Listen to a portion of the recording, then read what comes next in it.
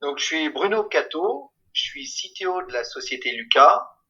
Lucas existe depuis 21 ans et moi je suis chez Lucas depuis le début. Aujourd'hui, on est donc éditeur de logiciels en mode SaaS, donc on héberge des solutions qu'on édite et c'est des solutions orientées RH, on appelle SIRH, Système d'information ressources humaines.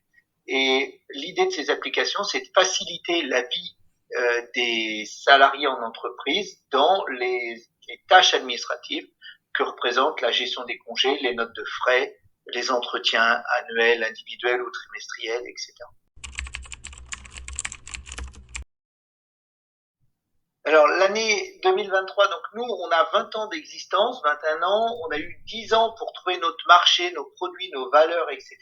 Et depuis 10 ans, on vit une croissance entre 45 et 50% chaque année, à la fois en récurrent, donc c'est le terme pour quand on fait du SaaS, c'est-à-dire les revenus récurrents, et à la fois en recrutement, en nombre de personnes.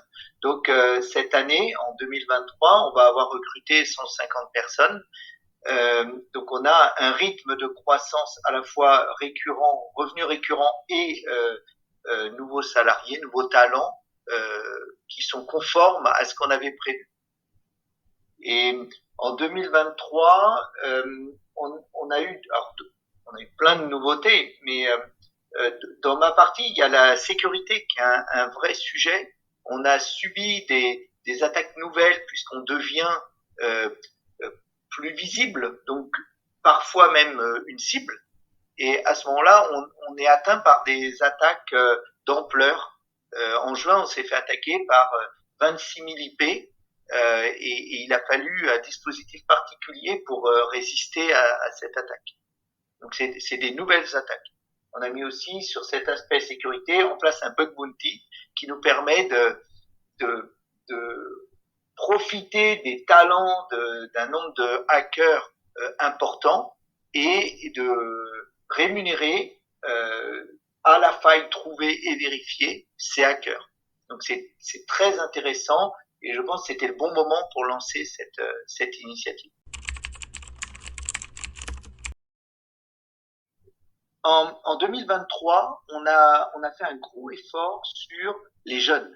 Euh, Moi, j'ai fait le tour de l'ensemble des écoles d'informatique et non.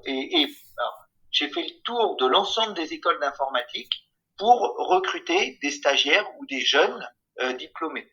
C'est un effort coûteux en temps et en argent, tous ces salons, mais on a vu des profils avec beaucoup de potentiel. Et donc l'année 2023 sera la réédition de l'ensemble de ces salons-là, mais du coup d'une façon plus... ce sera la deuxième année, donc on saura à quoi s'attendre, on va améliorer nos visuels, et puis on va améliorer par exemple nos sujets de stage pour que les équipes puissent accueillir plus facilement ces jeunes diplômés ou stagiaires.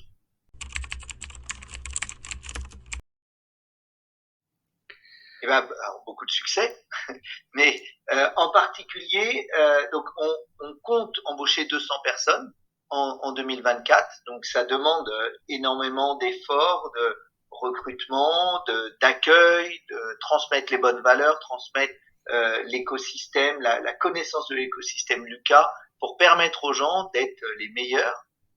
Donc ça, c'est un point pas facile, mais on commence à être au point sur l'accueil de grand nombre de personnes.